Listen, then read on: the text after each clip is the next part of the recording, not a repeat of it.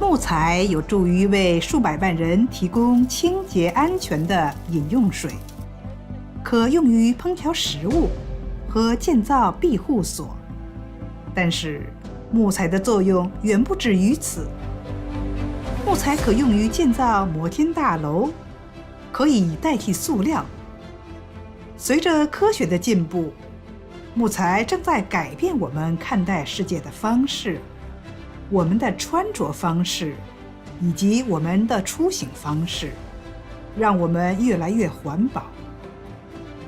通过纳米技术，木材可以帮助我们康复，可以帮助我们找到新的疗法。木材甚至可以带我们去太空。